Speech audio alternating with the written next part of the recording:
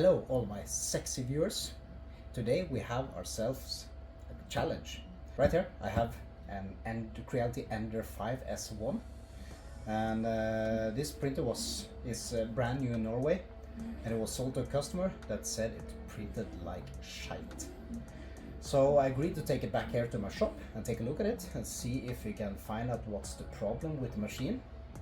Together with you, maybe we can learn something new about this machinery and see if we can find out the problem and also how it prints and perform. So let's just start by printing something and see what the problem is. Ender-5 S1 is, like I said, a new machine from Creality. This is the next generation Ender-5 unit, and it's pretty upgraded compared to the old machine. And what ticks my box about this machine is especially the extruder setup, extruder and hot end. So on Ender-5 you have a Bowden setup where the extruder is placed back here, and it has to push the filament all the way up this tube and down into pretty shite hot end. This one is a new piece of equipment. It's an extruder based off the Creality Sprite design. So it's the newest extruder and hot end set that they have. It is not Sprite, but it's similar. It's based off the design. So that means that you have the extruder here. This is direct drive, so you push the filament down. So it only has to push the filament this much down into a, let's say, volcano hot end. It's not true volcano, it's a little bit shorter than a volcano, but still it's bigger than normal Creality nozzles. So it has the potential for more flow than normal too. So and of course it has newer motherboard, it's more silent, it's still this design here, but it seems pretty rigid. So it shares a lot of same designs that Ender-5, but it's better in every way. So let's see what we can find out about this machine. Let's turn it on. So the first thing I want to do is to just heat it up and see if all the fans and everything works okay. The customer, he actually have several of these units. So the other printers he have, they work fine. So he said there's something wrong with this machine. All I know is that it prints bad. I don't really know what the problem is, so we just have to see. So let's heat this up.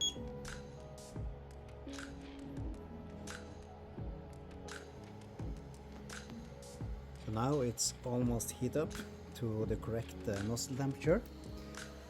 The fan is working. So let's load a bit of filament.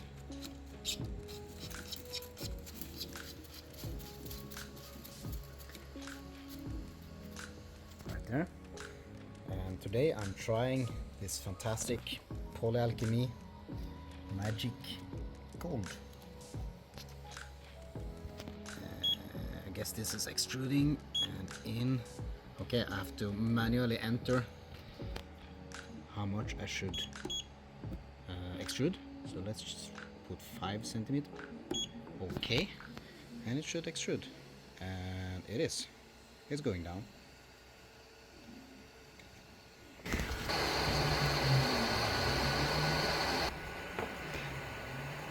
Okay, so at least the extruder seems okay. Seems to be extruding at normal rate.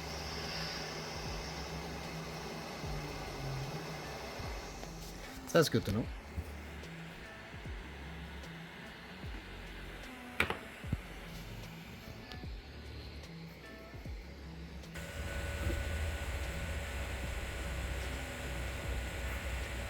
Is anyone fans of The Expanse? I got this from my brother. Love it. Really awesome. Oh, let's see if there are any original files in here. The customer has left the card, and I guess this bolt is standard. So let's just try this. Actually, I want to home and set the offset first. Leveling method.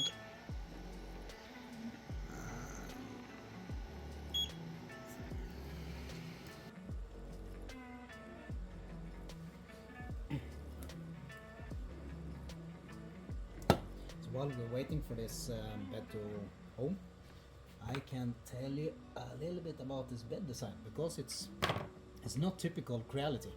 This bed here has this screw underneath, like most Creality have, but it's not springs, and that's why the bed is more rigid than before. So there's no springs here, but there are cushioned, I don't know, TPU dampers or silicone or something like that. So you can adjust the height of the bed, but it will be more rigid than before because you don't have the springs bouncing up and down. So it's a pretty smart design. I do like printers that can be leveled and handle this by themselves better, of course, but it's still better than springs. Springs is like last year, come on. So we just clean the nozzle before it goes up. This printer has Creality CR Touch, so it is like their equivalent to BL Touch sensor back here, and it doesn't use it for normal leveling. Actually, it uses a stopper down here, so it only uses it for it doesn't use it for homing. I mean, it uses the CR Touch for leveling, but not for homing. It has a stop limit switch down here. It goes all the way down and all the way up again, just to home. I don't know if that design is the best, but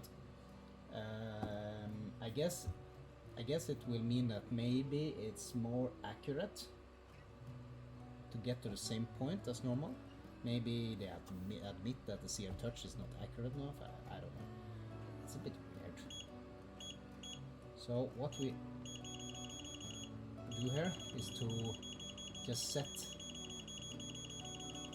the correct offset between the nozzle and the bed. There's a little bit stuff on the nozzle. I just have to clean it off first to see.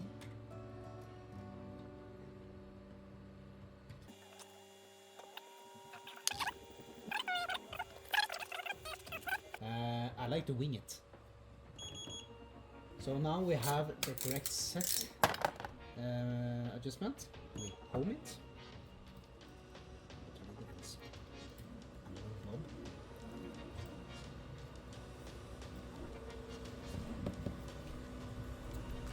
It has to go all the way down and all the way up again. Damn, this is annoying.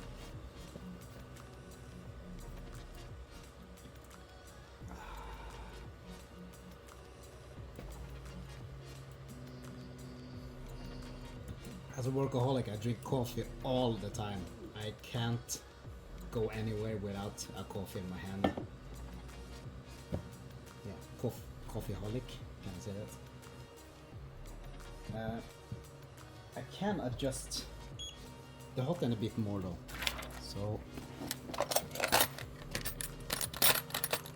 while we level once more, I just want to tighten up the eccentric nut here to get this one to be a bit tighter.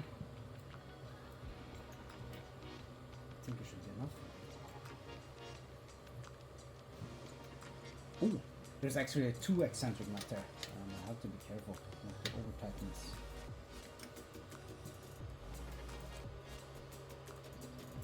There's this new design has 4 screws instead of the normal 2. Sorry, 4 wheels instead of the normal 3. So you can adjust both wheels underside. Now it's tighter than before. hope it's not too much. Still move these wheels, so it should be okay.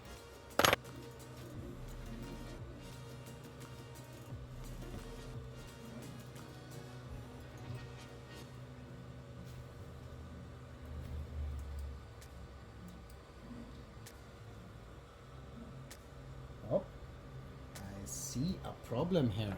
I see a problem.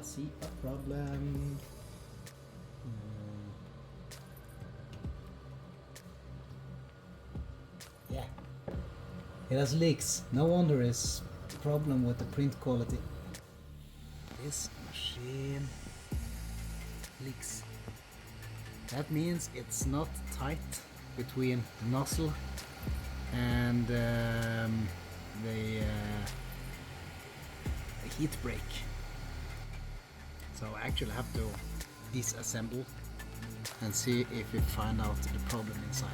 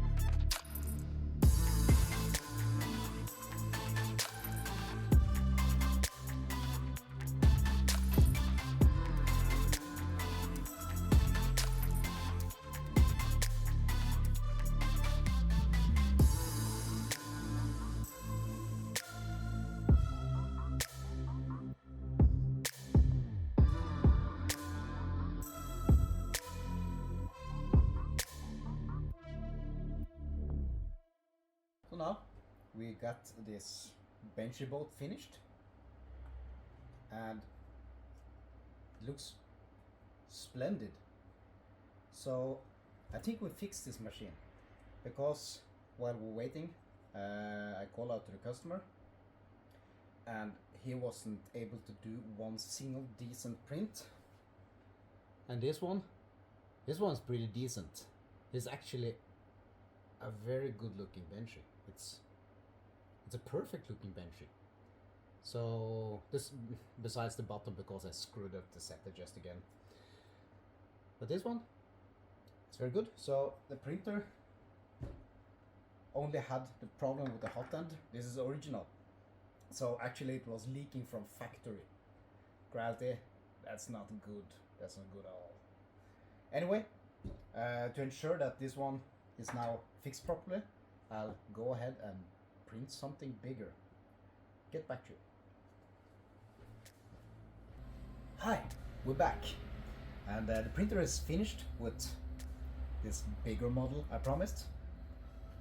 And look, this is quite well.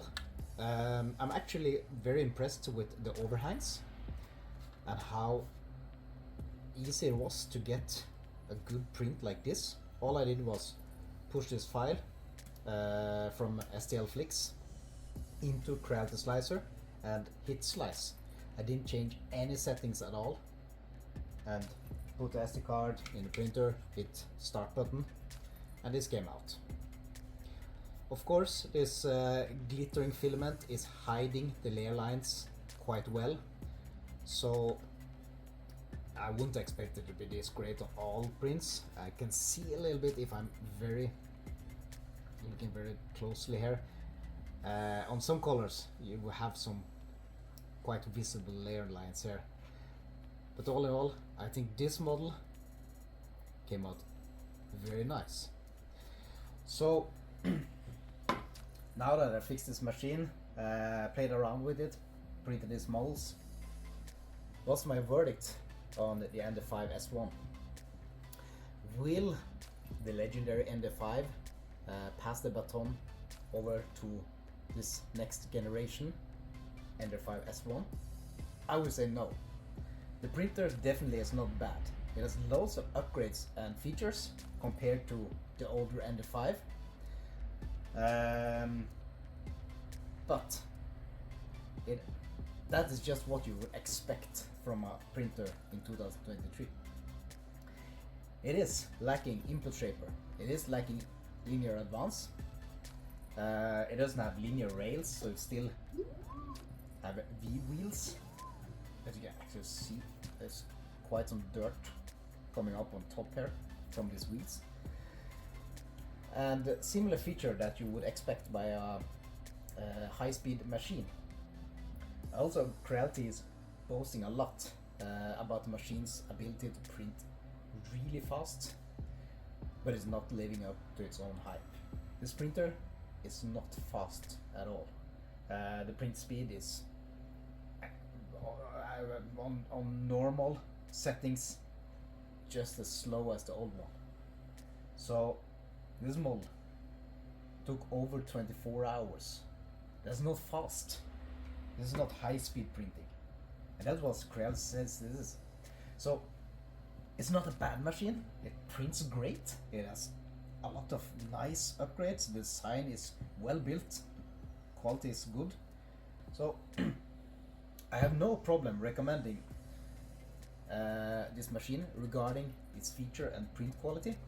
It's just too expensive to become a new legendary Ender-5. It won't become this new standard printer everyone would go for from Creality. Sorry, but just too expensive and too little, too late. That's all from me.